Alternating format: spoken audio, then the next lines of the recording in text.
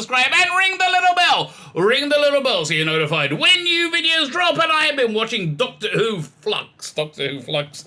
Oh man, it's a bad name. It really is a bad name. And so I did an initial review last night of it. I even just asleep in it. I've watched it again.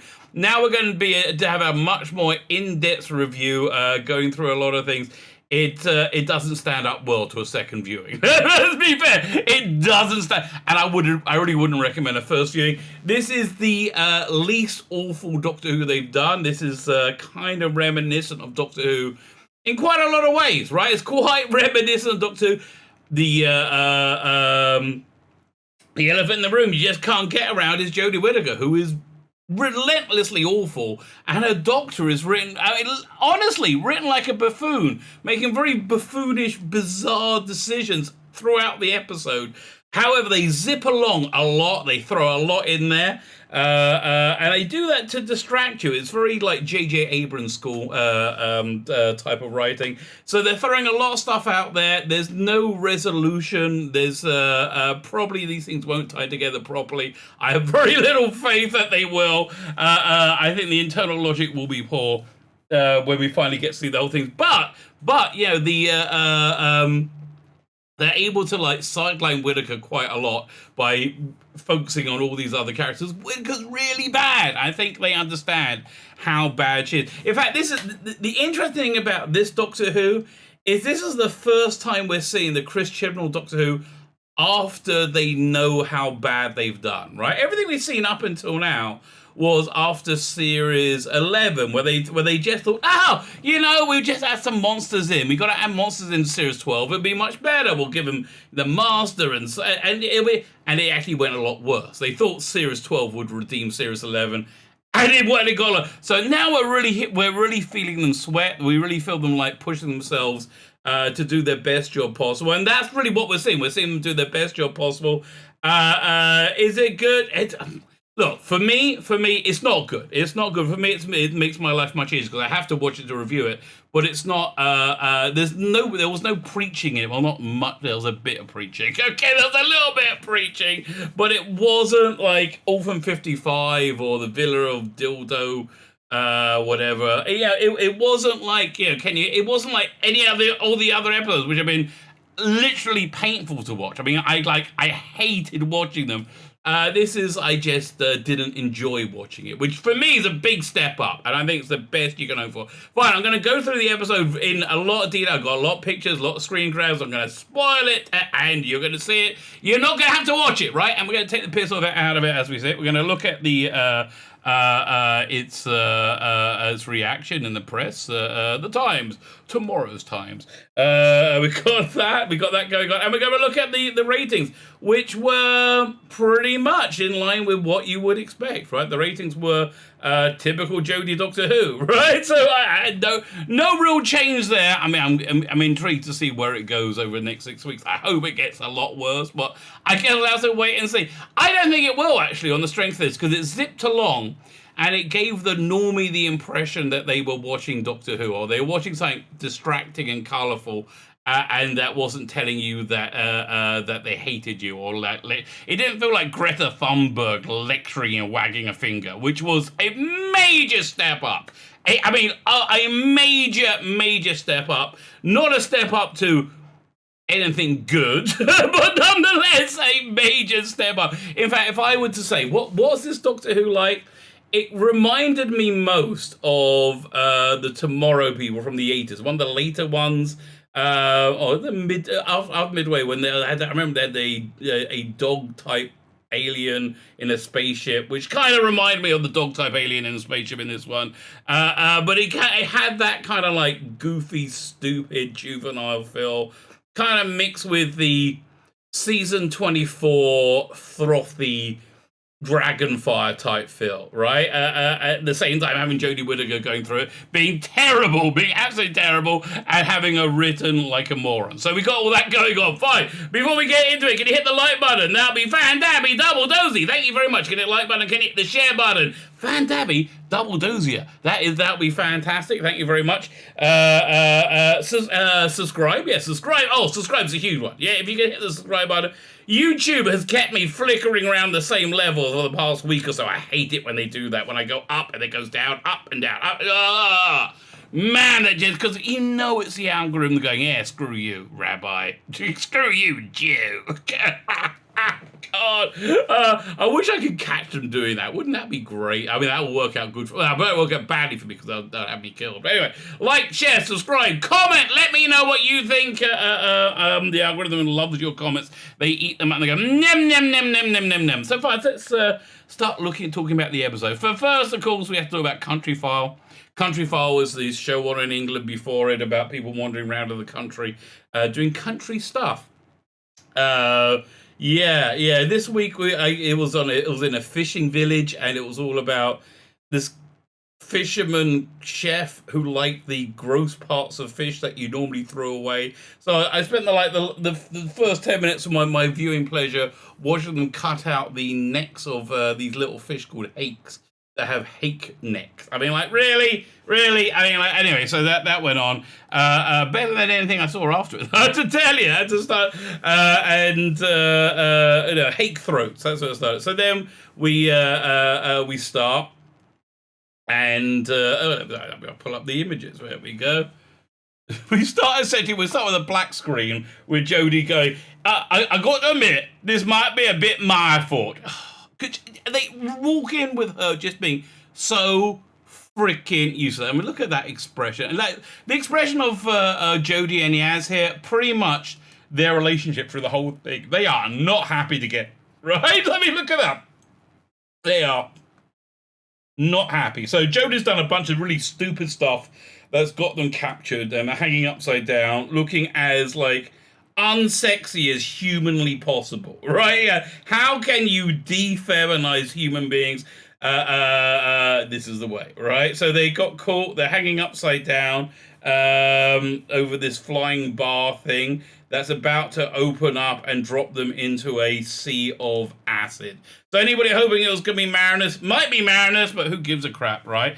If they survive that, there are these little robots flying around that will shoot them, and if they survive that, the sun's going to go supernova in a second. So it's one of these, like, incredible Doctor Who escapes, but it's not an incredible Doctor Who escape. It's Jodie Whittaker, huge leaps of logic and leaps of luck. So when they as they count down to them their ankles being unlocked and dropped into the sea, then they have the great idea of just jump up, because they're famed for that upper body strength. They just jump up and they grab the top of that little floating platform thing. And said, don't worry, the cuffs will open up all by themselves, because they're voice activated. She keeps saying, release, and she's just being shit. I mean, it would have been better if at some point we saw this Doctor not being smug or condescending or lecturing, and be competent all at the same time, right? If they could manage that, they would probably go a long way, but they can't. So there, she's going, release! Let me out! Keep up! Oh, it's drop it at the stairs. And then the stick thing that they're on breaks in two, and so then it looks like a game of Quidditch as they fly around. They see the TARDIS on a platform for some reason on the sea of acid, and they jump into it, right? They jump into it. They hit a trampoline and bounce onto a giant bed that is in the console room. For some reason, none of this is me taking the piss. That actually happened. There's a lot of Phasmin winking and nodding. Jodie name checks Nitro 9 because she used Nitro 9 that got them caught because it was unstable, just kind of stupid. And then they end up in bed together and clearly irritated with one another, right? Yaz is clearly, I mean, look, this is Yaz's expression for most of it. I mean, what's this picture? Yeah, this is Yaz happy, right? She's just, oh God, agonizing, absolutely agonizing. So then we have the titles, and I was kind of hoping they're going to spring for some new titles, right? Because it's like Doctor Who Flux. I see all the ribbon things going everywhere. Like, yeah, listen, it's a big event. Spring for new time. No, still the same.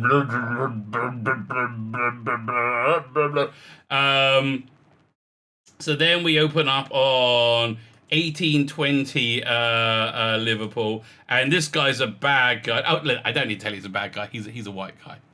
Kind of adds up. He's a bad industrialist. Hey, Hickey Thump, get these down the pit and dig me tunnels. And he got this other industrialist said, "Damn you, sir! Why are you digging all these tunnels? Tunnels. What? I will dig my tunnels, sir." And you don't see him again. This is the entirety of this episode. They're setting stuff up like it's kind of like in air traffic control, right? Air traffic control, having the planes take off relatively easy. You do one a minute. You say one left, one right, run straight forward, and then it's the other guy, the next guy on traffic control, who has to catch them and put them in the right direction, right? But so they're just throwing stuff out. We see this. We blink and see this again towards the end for some reason. Then we skip forward to 2021, and Dan Bishop, John Bishop, Dan is in the Museum of Liverpool going, yeah, kid, Liverpool's good, it is. Oh, I love a bit of Liverpool. Oh, over there we got the footballers, over there we got the musicians, and he's like walking around and like showing everybody this, and you think he's a tour guide. And then it turns out, no, he's not. He's a weird, sad guy who for some reason isn't working and living in a home on his own with no food. Okay, that's what's going on. So then he has a chat to the other tour guide, who the only way I recognize her is because she's got one arm. There's another character in this who we see is going to have, who looks virtually identical, who has two arms. But that's really the only way you can tell them apart. And at first I thought it was his daughter remonstrating with him, but no, this was a lady love. They're going to go out on a drink or something, right? That was their basic plan. And there is a 9% handicap people you have to have on screen because of the BBC's box ticking, essentially. So then we go to another location, and we have two non-binary people. So if I can make this lighter, I don't know if I can. We have the two non-binary people. We have a scowling black woman with the size of a head shaved. Oh wow! It must be 2021. And a younger white woman, and the scowling black woman is the one who's been in charge, and the younger one is taking over for her. So listen, the first thing I notice is this gun, right? And I don't know why these details stick in my head, but I said, I've seen that gun before. Where have I seen that gun before? Over here. This is a gun of the Division. So this is the Division, this new Time Lord thing, and they got somebody held prisoner, right? They go into this, they're in this barren place. Somebody's held prisoner, and the old one says, don't talk to it. Whatever happens, don't engage, don't answer its questions, don't look at it, don't have a conversation. Don't do that. Under any circumstances whatsoever, don't do that because it's very bad. And then they go, and the guy's in this force field, he's tied to a sci-fi stake or something, okay, whatever. And he's we have a picture of him. He's this bloke. He doesn't have so many rocks in his face at the time, but he's there. He's a prisoner of these people, the Division. We're going to find the Division. And they've been there since the dawn of time, and he's very, very bad, very, very bad, very powerful, and they got to go check on him, make sure he hasn't escaped, right? He says, and so they get up there, and he's like, to the stunning and brave black woman the size of a head shaved, who's masculine. Said, I see it's your last day. You're handing over to the young whippersnapper. And then she just starts talking to him. Said, well, how do you know that? And they get into a conversation. He said, hey, look, you're still trapped as you ever were before. You're still in prison. And he goes, No, I'm not. And he's very like moustache twirling villain. I quite liked him. So he reminded me a lot of Lawrence Fox. So what I think they're doing here is making Lawrence Fox a villain. Because they hate Lawrence Fox, right? They absolutely hate Lawrence Fox. So I think he's not really Lawrence Fox, but they're making him the villain, right? The villain. So he breaks out, and to show how bad it is, he kills a black woman. Doesn't he know that she's a person of color? Doesn't he know that Black Lives Matter? He should have started with the white woman, obviously. But no, kills a black one. And because he sucks in her power, I guess a regenerative power, then a bunch of these like crystals form and they go through his face, come out his face. Chibnall thinks things in your face are terrifying. He must have got a rock or something in his face when he was a kid. He thinks that he had Tim Shaw with the teeth in the face. He always had things in your face and he thinks it's the scariest thing. No, it's not. It's not at all. No, not really. So yeah, he's an evil Rondorna. He breaks out. Oh no, just before that, I forgot. You see, there's so much going on right at the beginning.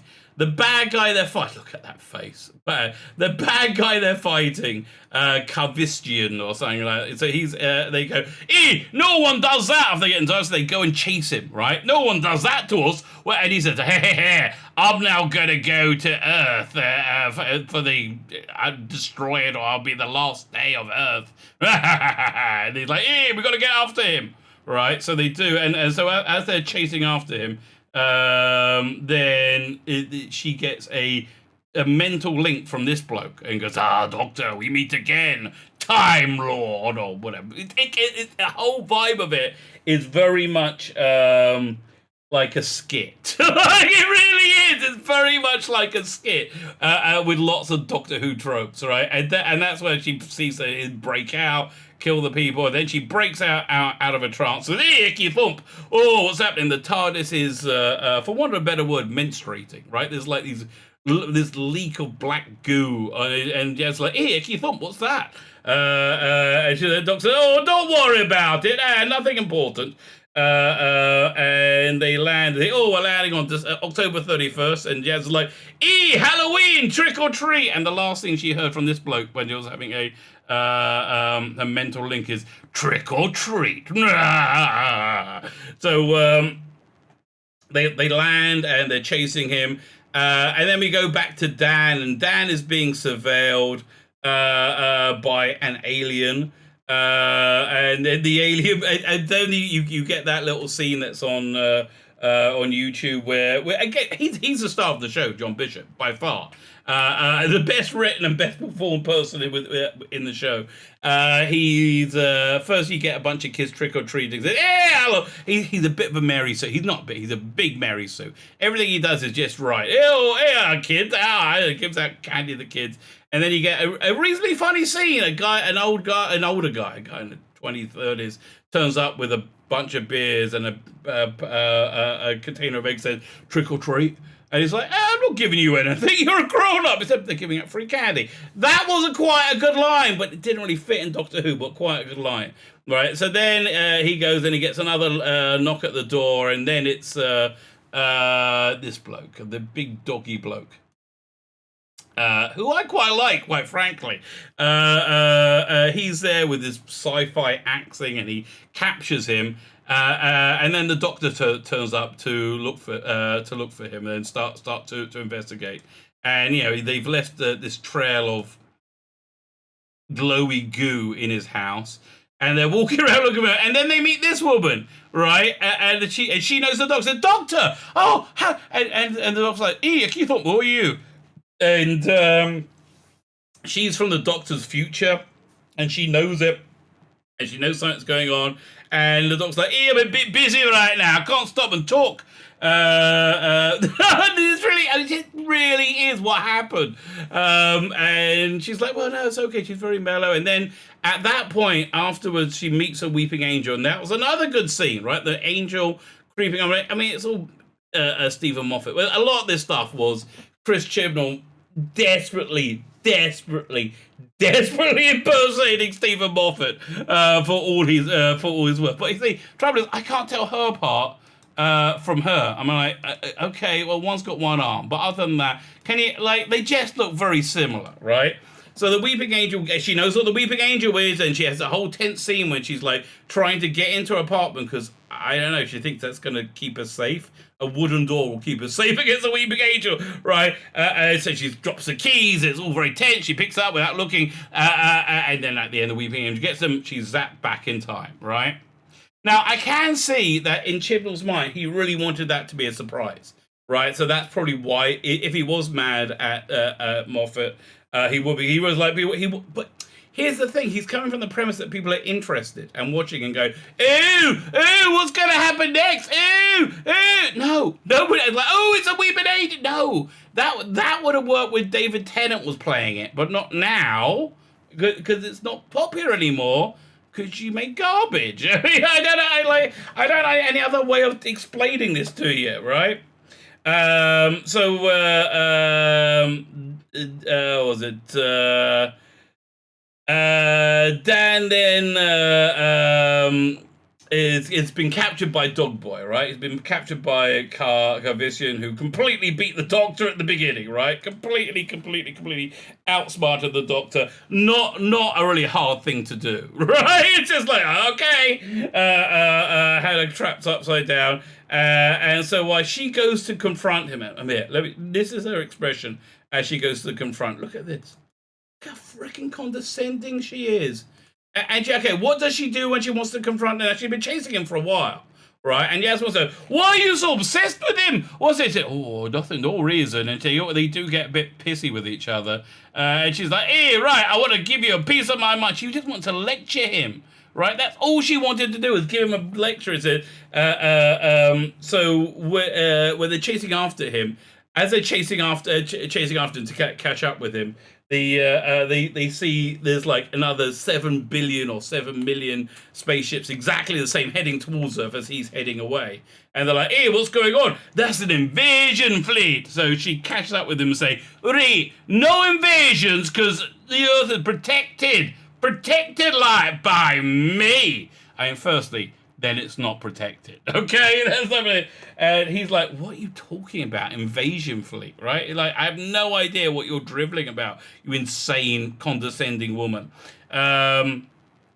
Fine. So at this point, I've also missed out a scene where we introduced Vinder, right? The famous Vinder, who they had to have, Mr. No Name from Game of Thrones. They have to have him. Have to have it. He's the most. They can't move forward without. Do you remember that thing? Have to have him. He's so freaking important, right? So incredibly important.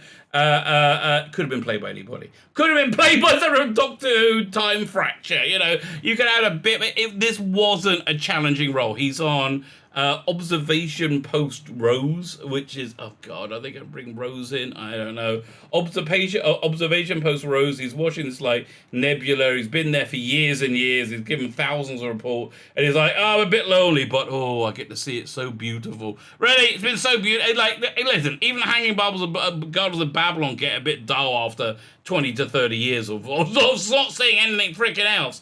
But he's like, "Oh," and that's when he first spots the Flux. The Flux is a giant space cloud, essentially the same as Galacticus from the second Fantastic Four movie, that eats planets, right? So he sees it and goes, and he can't describe it. It's like, I don't know what it is. It's sort of consuming and eating and like, no, it's just a giant space cloud consuming planets, right? It's like, yeah, this is not hard to work out. So they got this Flux thing going through the universe, destroying everything, and he realizes at some point, I'm going to have to eject from observation point Rose. Okay, so he does, right? And, you know, he's going to meet up with the Doctor at some point. So anyway, so the Doctor's investigating before Doctor. See how how incredibly there's so many bits and pieces you got put together. So the Doctor's before they find Dan, they're investigating Dan being missing. So I'm just looking at my notes now. And then we cut to this the Antarctica. There's a normal house in Antarctica where this couple are, and they have this floaty, glowy thing that's sending out a a pulse, and they're like, what should we do about it? They said it'll never light up. He said, oh, I don't know. And the woman just breaks it in half and like, okay, we're done.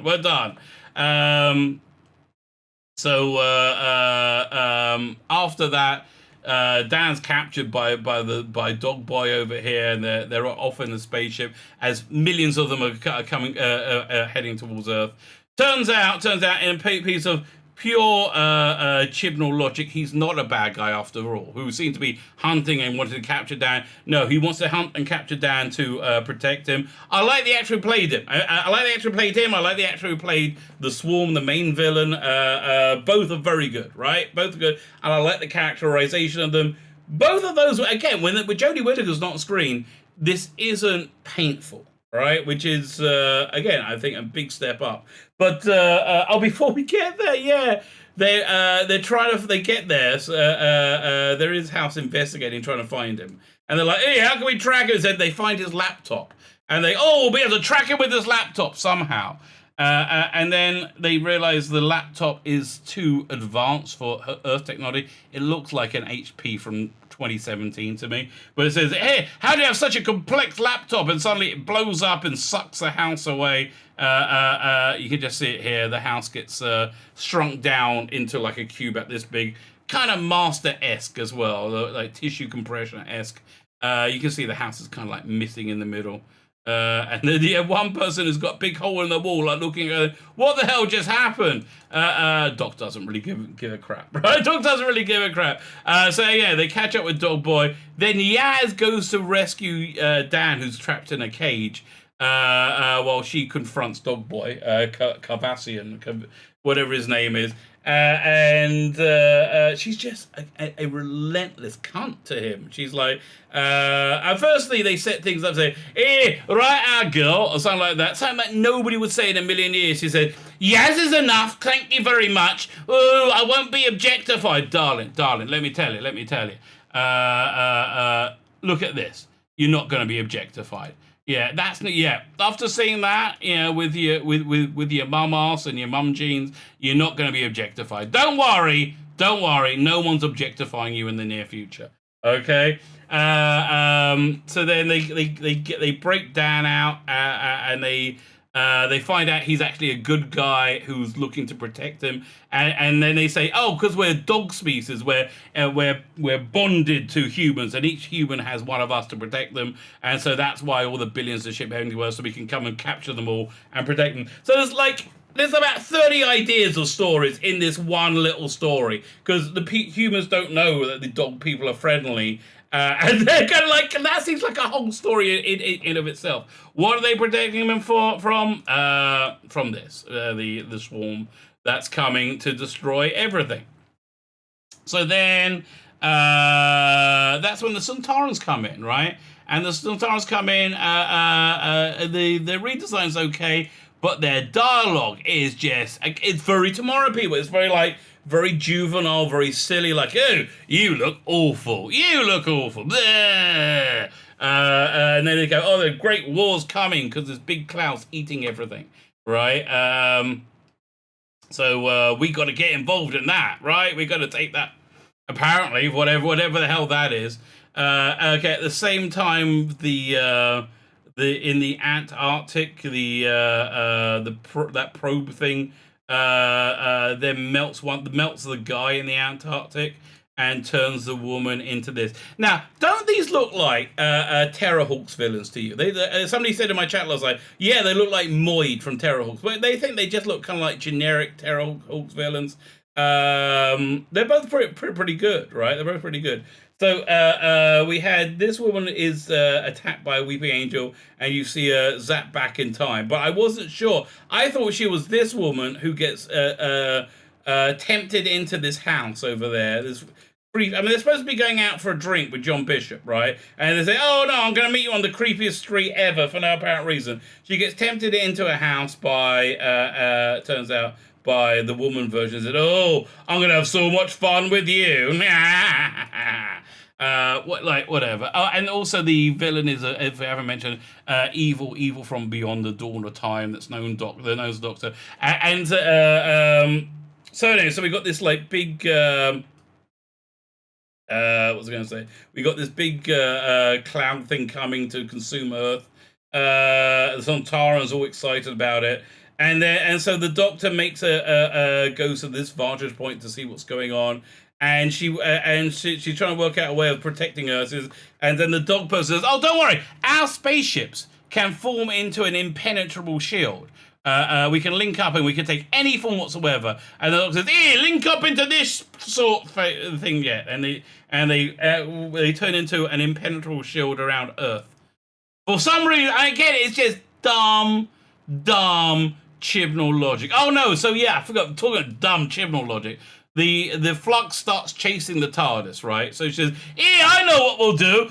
We'll just head to Earth where they got all the dog people waiting, and they'll help us. I mean, like, why are you taking this planet killer to Earth, which is a place that you apparently quite like, up until now. But he said, don't worry, we can all form it together and make plot armor. So then we finally, thankfully, we get towards the end as the big cloud is chasing the TARDIS.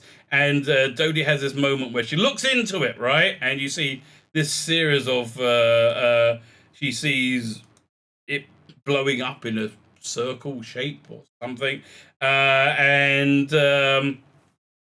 He's like, I know what I can do. She gets a giant hammer and she smashes the TARDIS console.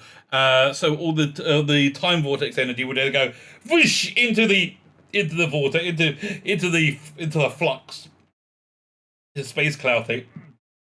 She has no idea what it's going to do. So, get a load of time vortex. Let's see what that does to you.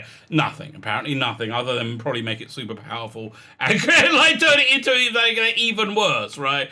And then finally, and then we go around all the locations. We see all the different people. Sontarans like, yeah, whoa! That was one of the best bits. And the final line is just so bad. I always wondered what it'll be like, what it'll feel like. The end of the universe.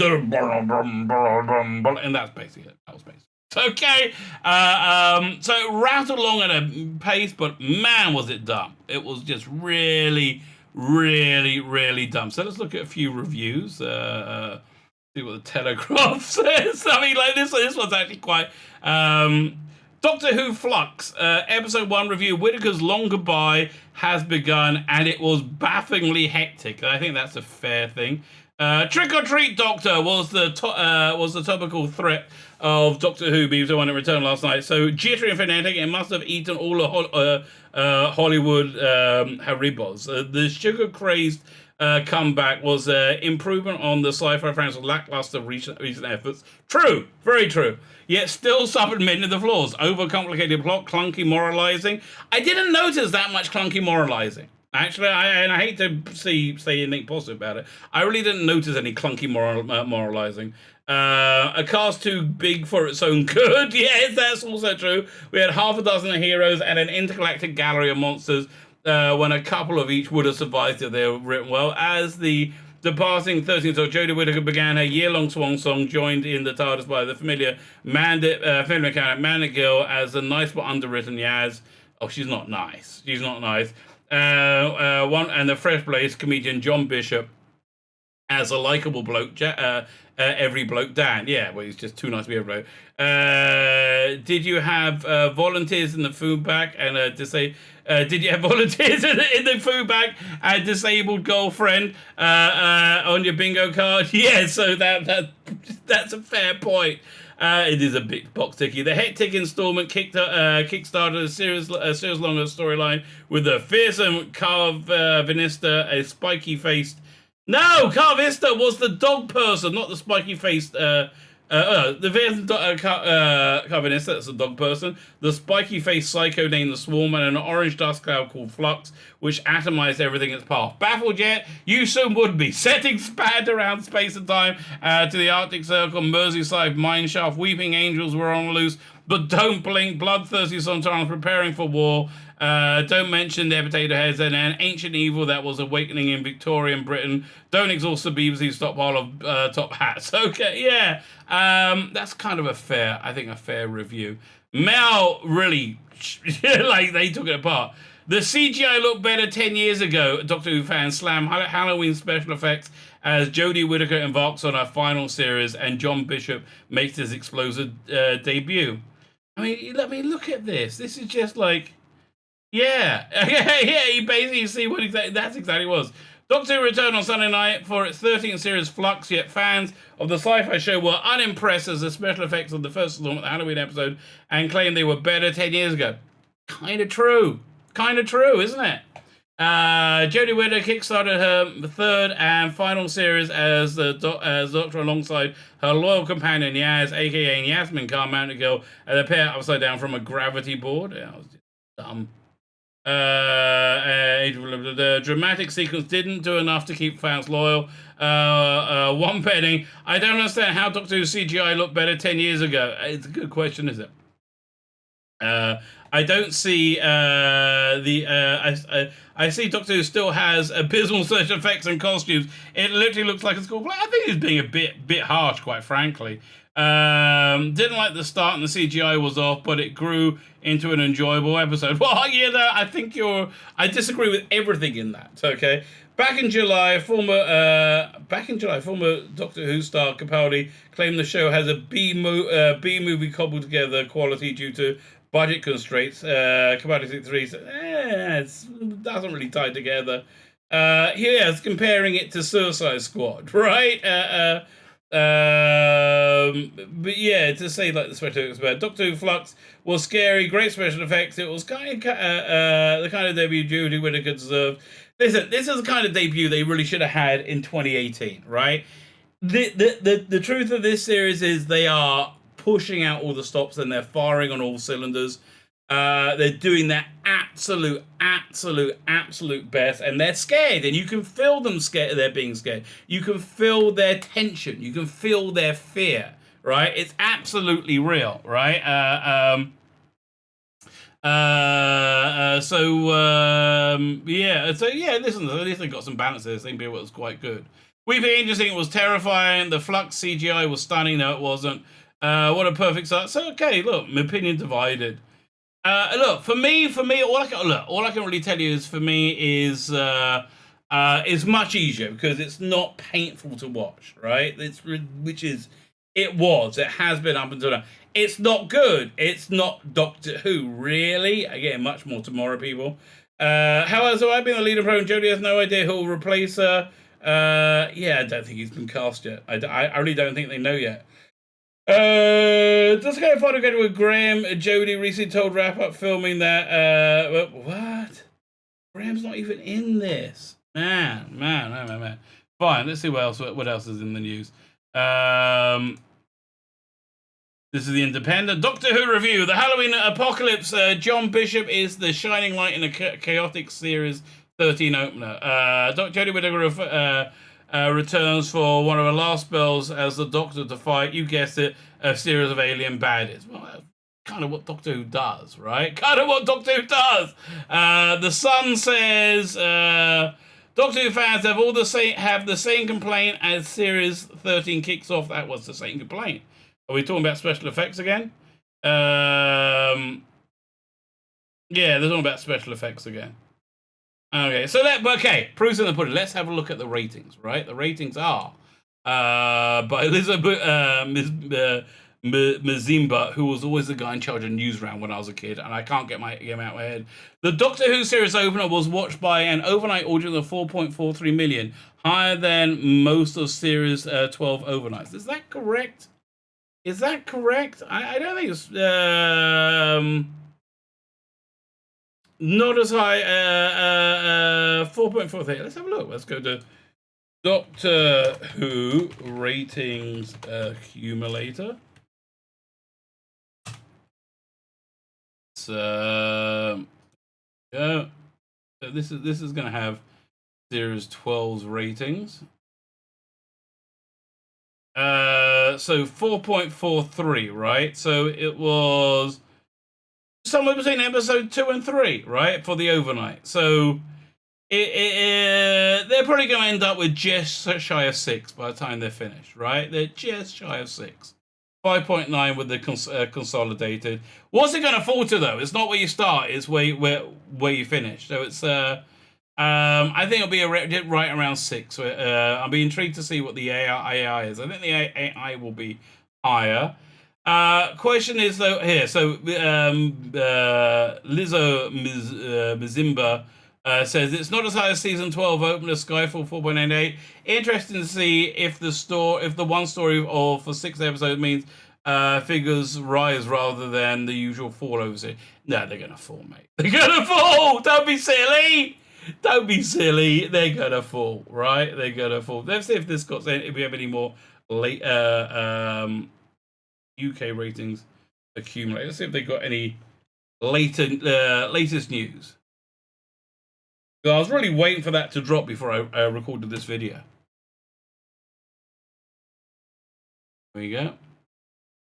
No, it's not up here yet. Let's see if Doctor Who News has it. Doctor Who News.net. It was on Twitter. I'm surprised it's not on the news sites yet. Nope, still over there. Okay. I mean, look, in terms of where it is, yeah, look, they've lost about 10% from their last debut, which was actually on New Year's Day. So that actually, I think they're doing quite good. Quite frankly, I think they're doing quite good. I think they're going to have a strong 7-week on iPlayer because I'm not going to watch it again. It doesn't work well when you rewatch it. It doesn't stand up to rewatching, right? It really, really, genuinely doesn't.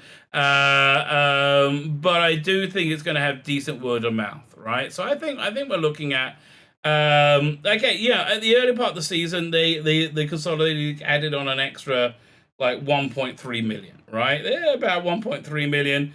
Let's say it does that now, so it's 4.43, it'll be 5.7, right? And they'll make it, that puts it, okay, like right here, exactly there, in between episode 2 and 3.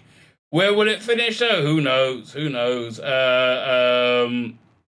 don't know, but look, for BBC, 4.43. If EastEnders are getting 3 million, they're doing pretty good. Okay, it's doing pretty good. Oh, it's not doing. It's maintaining its position, right? It's not climbing. It's falling still slightly. It's maintaining its position. Where's it going to go for the next 6 weeks? I don't know. I wish it was on it was at 8 o'clock, which is when I thought it was going to be on, because that would have got killed. That would have got absolutely killed. And the other thing you got to factor in is a lot of kids were out trick or treating at that time as well. So it didn't do bad. It did better than I thought it would. So I think we thought the trick or treating it might be looking overnights in the 3s. The lowest they got is 3.71 is the lowest overnight they had. Yeah, I think probably we're going to crack that. If we're at 4.43 now, I can see us losing. I can see us dipping under the 3.71, which is the lowest overnight that we've had. I can totally see us dipping in for that. And you'll notice that the bump it gets with iPlayer gets lower and lower as time goes on. It's until we got to like 100 million. So it's not where you start, it's where you finish. Where do we start? With a headache, basically, with a headache. Pulled out all the stops, did the best they could, still got Jodie Whittaker. What can I tell you? Not as awful as it has been. My name is Tzvi Lebetkin, the Rabbi from another planet. Please like, share, and subscribe, and ring the little bell. So you're notified when new videos drop.